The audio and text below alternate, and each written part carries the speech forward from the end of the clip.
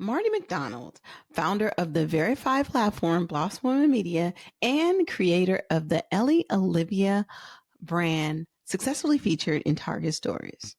Marty is a pitch expert, business strategist, and trailblazing entrepreneur on a mission to help women and ambitious professionals build communities, bet on themselves, and achieve the extraordinary.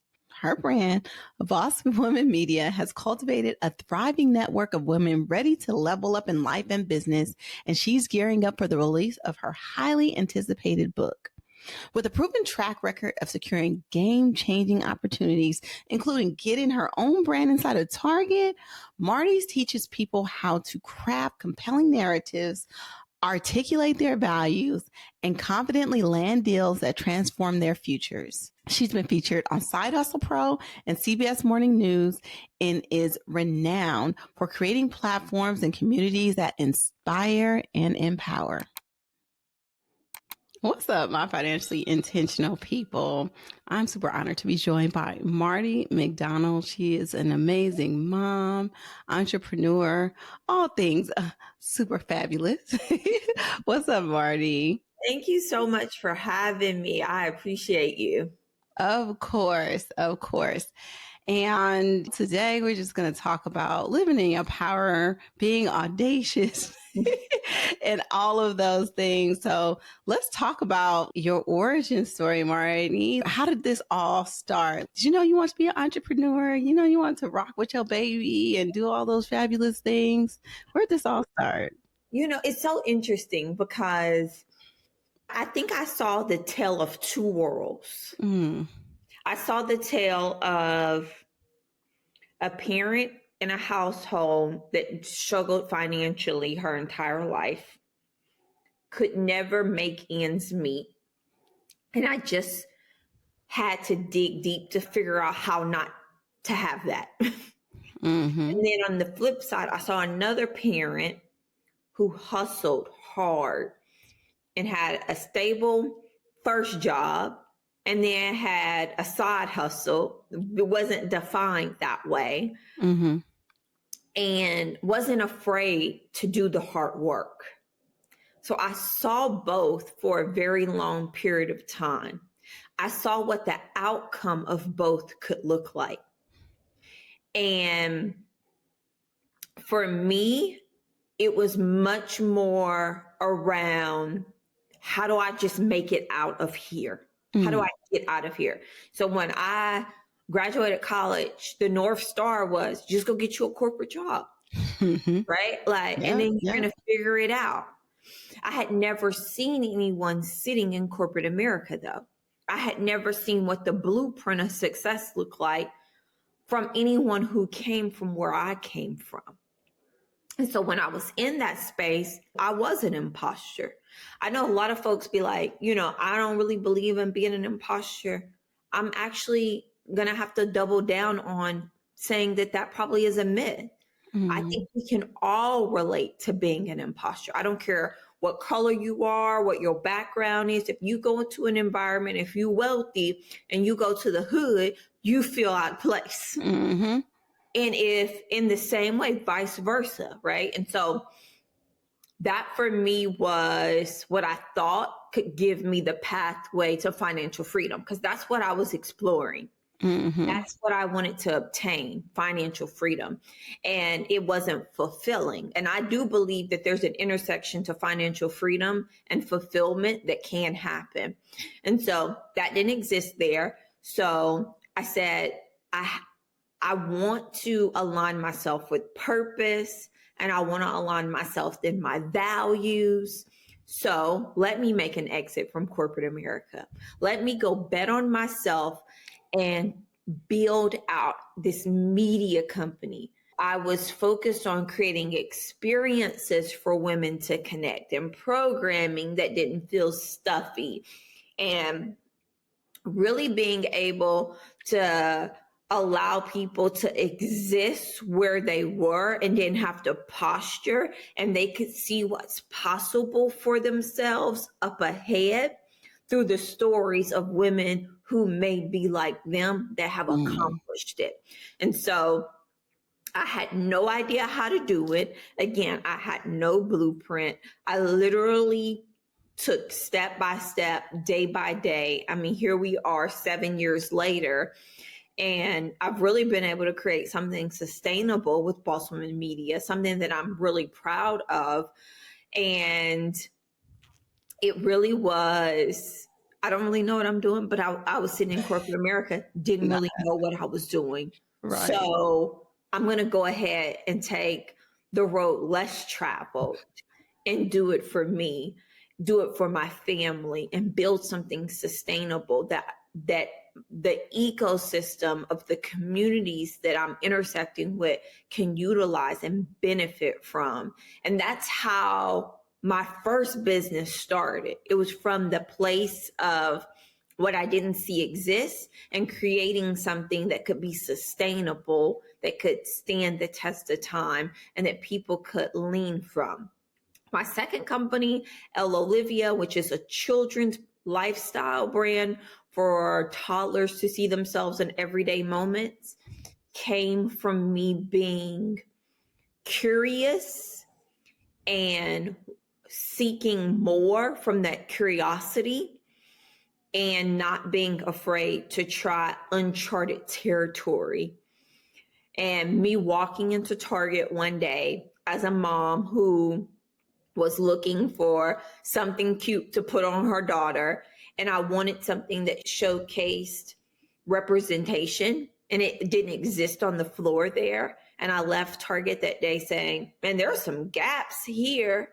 And then really being intentional by believing that I could solve those gaps, Mm-hmm. and going out and creating a children's brand with no manufacturing experience, no connections in an apparel space, and then sending a cold pitch email to Target saying, hey, there's some gaps on y'all's floor, and Elle Olivia is the solver for those gaps for moms who are seeking to shop with intentionality, that you guys should consider, and them awarding us over 400 targets to launch our brand into.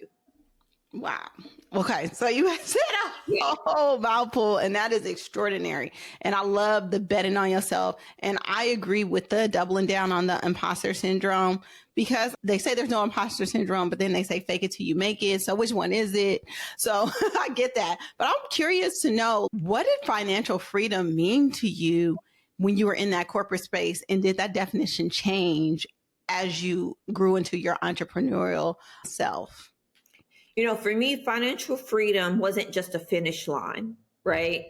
It was a lifestyle that would be rooted in discipline, belief, and boldness, right? And I think that sometimes we believe that when I get financial freedom, it all ends.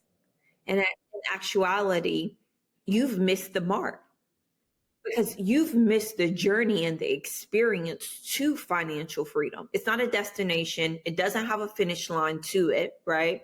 It's the way that you show up intentionally and live life. I think that numbers matter so much, and numbers can either create a scarcity mindset, or numbers can create a mindset for abundance, right? And so me walking away from something that in a lot of ways was security, right? Mm-hmm. Like it was security, but was it really, right? It was stability, but was it really, right? Because someone could come in and say, hey, I don't want you here anymore. And then it all goes away. And then I'm starting all over, right? Based off of a rented title that someone gave me. So it was more so, all right, what if you go create and establish your own? I mean, Google Marty, right? Like Forbes gonna come up, Inc gonna come up, Wall Street gonna come up, right? My receipts are there. The impact that I've made is there, right? And it's never been about me. But if I had stayed in corporate, I probably wouldn't even be able to say Google me.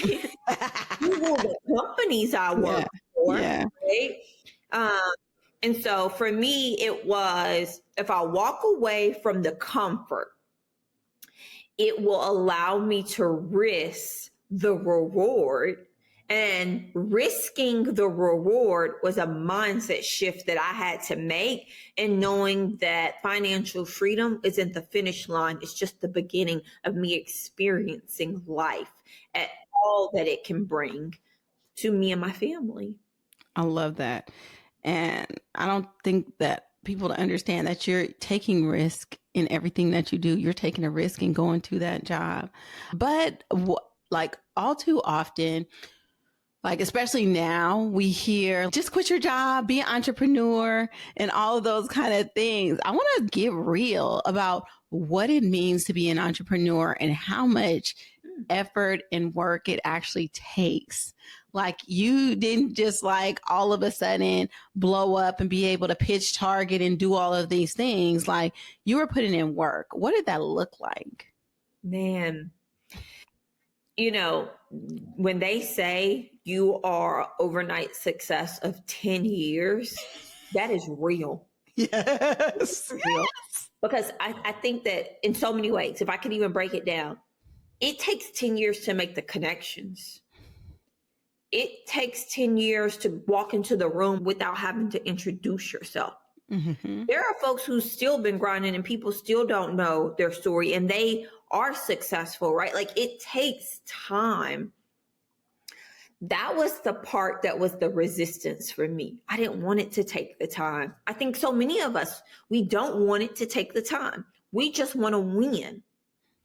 But nobody really cares about the story that just won. Mm-hmm. I actually want to know the story of the woman or the man that dug deep, fought hard, built with lack. And then I get to see myself through that story because I get to see if they did, I can also.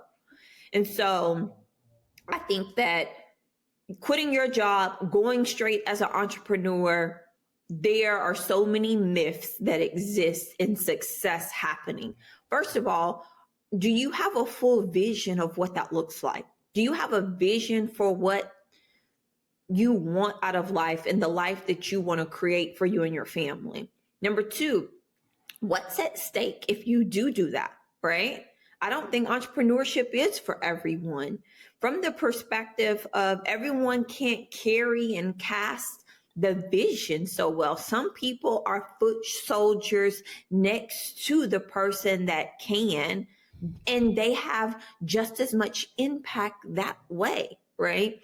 So don't believe the Instagram hype of everybody who quit is winning, because it takes a long time to win. The difference between the person that's winning today and the person who wants to win is the amount of time that they stuck through to fight to get to the win. And I think that we don't talk about like the realness of what that really means, the sacrifices that you have to make. When I first started Boss, there was no social life. There were very few friends because a lot of friends didn't understand what I wanted to create. So I had to push folks aside. I had to put my goggles on. I had to turn the noise off, and I had to put my head down and do the work. I had to make all of the audacious asks, whether I look crazy, stupid, whatever, right? I had to let the world know that it was me against me. And that's what I was fighting for, right? I had to put myself outside of the places and spaces that felt comfortable for me, right? And I think that you have to be in a season of life that prepares you for that. When I started my journey, me and my husband had been married for 5 years, and we did not have any children, right? We had very little financial risk at the time. We could be really nimble. We could, put it all on the line. We could sacrifice seeing each other and spending the time with each other to just figure it out. And I think a lot of folks are afraid to do that type of work, to just get to the other side to be able to position themselves for what it is that they really want. And for the person who is willing to do that work, the biggest thing is knowing that you have to dig deep even when you hear the no's. You have to keep going even when it's not lining up. You have to keep asking even when you hear no responses, right? Like that is, I want to say, the blueprint. The blueprint is continuing to push forward. That's it. Nobody can tell you the steps to take for you to win. To win is deciding every single day that I'm going to get up no matter what, and I'm going to start over, and I'm going to have the mindset to say, I believe big for this. Mm-hmm. I love that. But financially, when you walked away from your job, did you have a lot of assets saved? No. I had a 401k. Mm-hmm. My 401k, say it might have had 40, 50,000 bucks in it. And I'm gonna say bucks because that stuff go by fast, right? And I took it out. I took it out for my first conference. My first conference, I had Nicole Kane, Kayla Walker, Marsha Barnes, Rachel Lindsay, all come. I rented the basement of an apartment complex. I filled the space with 250 people. I literally put all of my investment in what it looked like and the speakers, and I hired local PR. That was my first big event, and I spent my 401k money on that. And I said, I'm going to put it on the line. And it wasn't, here's the other thing that's so interesting about the process of building. It didn't blow up right afterwards. Sometimes we believe the myth that once we do this thing, this going to be the thing. It's going to blow us up. And sometimes it does work that way, but oftentimes it does not. Oftentimes it's you taking that first step and then building on that first step to the next step, then to the next step, then to the next step, that you then begin to see the fruits of your labor. And I think that that also is something that we have to talk about more, because it's like you look at someone and they might have went viral, but you don't know all the steps that they took prior to that. They might be 20 steps in and then their moment happened where it looked like, boom, it just all came together. That first event and that first investment I made was January 2018. I didn't get my first 6-figure deal until January 2020. So that first investment that I made took 2 years to earn its fullest potential, that then got me visibility into bigger and better audiences and opportunities. And I think that that's the part where, you know, it's like, you just got to keep going, right? Like it's not going to do this one thing, but it will magnify itself over time. And I wanted to know, what was that initial vision that you have? Because I know that oftentimes I have a vision of what I want something to look like, but other opportunities and things come up that I couldn't have even imagined that happen and I'm exposed to. So I want to know, what was that initial vision? Did that eventually play out, or did it exceed your expectations? In some ways, it exceeded my expectations. In other ways, it's played out. And in some ways, I haven't even hit the vision yet. And so the vision that I saw and I felt and I could taste was to create a space where women didn't have to posture. They didn't have to wear black, blue, gray to come and network. And I had just come from this such structured corporate space where that was what success looked like. I wanted people to feel confident and comfortable. I wanted them to be expressive in themselves. And I wanted them to connect in a way that showcases humanity, right? That showcase opportunity and possibility to one another. And in a lot of ways, that happens through every program that I do, right? In some ways, I still see this vision of a stadium field, and I haven't hit that mark just yet. I can see this stadium filled with women, and I'm standing in the middle of hundreds and thousands of women. And then in other ways, it's exceeded. Remember when we did our Black Girl Magic second year summit and we ended up having to pivot and do it digitally? I thought if I could just have 5,000 women register, this will be a success. And we ended up having 22,000 register. And I was blown away. I couldn't have done that on my own. I don't even know where those 22,000 women came from. Right? So to your point, alone the journey, but you're just continuing to go. And I think that that's also kind of the key ingredient is surrendering to it, right? Because you can't envision all that it can be if you don't surrender to something that's higher than you so that the miraculous works can be performed. I love that. What is one unexpected thing that came out of that first event that some people might have been like, oh, it wasn't successful, or I'm going to give up, but you kept on going and years later things came to fruition? But what's one unexpected thing that came out of that you could have never imagined? I think the one thing that came out of it was the accomplishment in myself, that I actually pulled it off, right? I was so incredibly proud of me for not giving up, because on my shoulder, I had my boss telling me, what are you going to go do? You're going to leave to go do what? Okay, good luck.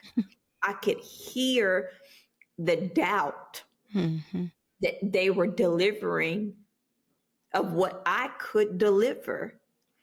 And so it was for me, man, it was like I booked my first local news for it, stacked a room full of 250 people in a city that I'm not from, right? That last names mean a lot in this city, right? I showed up and I delivered something special to these women. I saw the connections being made. I saw the spark of curiosity from them. And I did it. I was so proud of me in that moment. And that was probably the icing on the cake for me. It was proven to myself, you can do hard things, that you don't have to know everybody, that your resources can still be limited, that you just have to keep swimming, right? And the alignment will happen. I love that. I love that. It's that belief that drives you and keeps you going. And I think a lot of people think it's all the skills, it's the people, it's all of those things. But if you don't have any belief in yourself, your foundation is rocked. So I love that. But what gave you the audacity to think that you can go into a Target and cold pitch them on this mommy daughter brand? Who does that?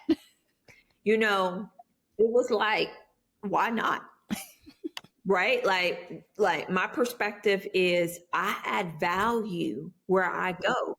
And my value, hear me clearly, is never about me. It's always in which I can help shift what organizations, what companies, what people care about. And that is moving the bottom line. And so I could deliver something to their core audience that they needed to show up for them in a way that would make them react and ultimately help their revenue be built out. And I had a vision for it. So why not me? Why, if I clearly had a vision, I had a product that moms would react from in the marketplace, then they needed to lean into what I could deliver to them. And I think that was the perspective. And that's always the perspective, right? I am showing up and adding significant value to my partners. Why not me? And that's the question you ask yourself in every moment. When you're thinking about sending the pitch, asking for the connect, right? Whatever it is, it's, am I adding value to them? And if the answer is ever no, then you pull back. But if you can list more than 3 ways of why, you lean in. I love that. And I think the way that you approach life is a way that I try to teach my kids to approach life. Look at problems to solve, and you'll never run out of ways to make money. But not only that, it wasn't that you were just solving a problem, it was that you were saying, not only am I solving a problem that these people are having in the marketplace, but then I'm helping you because I know this is going to fly off the shelf. I know it's going to increase your bottom line. So it's a win-win. Mm-hmm. Mm-hmm. Yeah. And I think you're spot on. It's the same thing in our house. If I teach my children 2 things to set them up in this world, it's how to be incredible decision makers, right? Mm-hmm. Mm-hmm. If they go out here in this world and they're not indecisive and they're clear about who they are and they can make decisions that propel them forward and they're kind, they're going to be okay. Yep. Yep. I love that. I love that. And I also love that you're modeling these successes for your kids. They see the work, they see all these things, but they also get to see a mom that's confident, successful, and doing amazing things. So I'm always an advocate of more is caught than taught. And that modeling is everything for me. Now let's shift gears and talk about this amazing book that you wrote. Where did it come from and who is the target audience? Listen, first of all, let me just show you the cover. I'm so incredibly proud of this. It's audacious, but audacious is like upside down.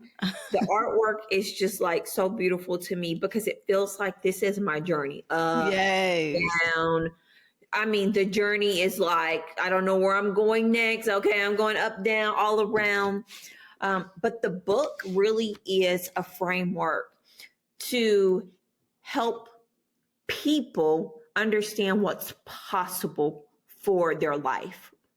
Whether you're sitting in corporate America or you're an entrepreneur, the book is really a guide on how do I have a vision for myself?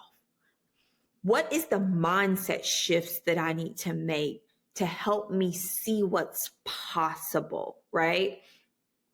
How do I use my network to work for me? Who are the assigned people in my life and in my sphere today, right? And how do I storytell in a manner in which makes people see themselves and not me, right? And I believe my superpower is pitching 1000%. So I share a ton of methods on how you storytell and how do you position and how do you use data for like your life, right? And then the book ends itself in such a unique and unexpected way. I talk about, we can have a vision, we can have our morning routines, we can, and have the best pitch in the world. But if you don't know how to surrender to it all, you don't know how to understand that once you've done all that you can do, that there is something bigger and more powerful than you that's going to take you along your journey, then you've missed out on this whole thing. And I believe that the last 18 months of my life have been about surrendering. I have no control about the government. I have no control about these companies. I have no control about the kid in the classroom that might be biting. I have no control. What happens when you've built everything and you have no control over it, then you stand still and you believe that there's something higher than you that's going to take you on the pathway in which you are destined to be on. And I cannot wait for folks to experience this book. It's a whole bunch of stories about how I pitched to Target, how I was on the bathroom floor crying after I pitched to Target, and I had to deliver 130,000 pieces, and where I was going to get this money from, and assign people who saw me before I saw myself, and how I still always knew the vision was so big, and how I never let it dilute itself down, even when I didn't have the funding and I didn't have the resources and I didn't have the connections. This book is for anyone who wants more out of life. And I showcase that because I am a girl from Tennessee who did not have much, but I kept believing in the more that was out there, and that more eventually showed itself to be. In this moment of being still and believing and surrendering, what do you feel for you? I believe that I am still on this pathway of financial freedom. I have finally understood what that means from the perspective of it is not a finish line. And for me, I want a full life. Mm-hmm. And what that means is being present in the car with my kids giggling in the background and me being able to encounter that giggle. That means that my kids watching me bet on myself, and they get to see what's possible through me, and that my pathway of what's possible gives resources for them on their pathway. It means that I am the lender and not the borrower. Mm-hmm. It means that I can live and stand in exceedingly abundantly above all, right? That's what this next phase is.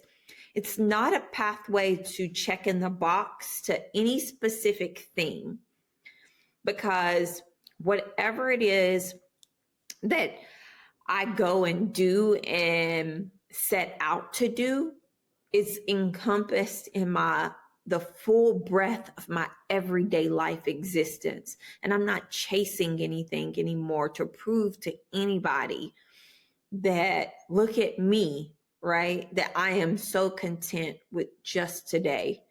And I think experience teaches you that. And I think the best thing that anybody can do is be present to understand what that really even means. And I just want to be so present in my existence today.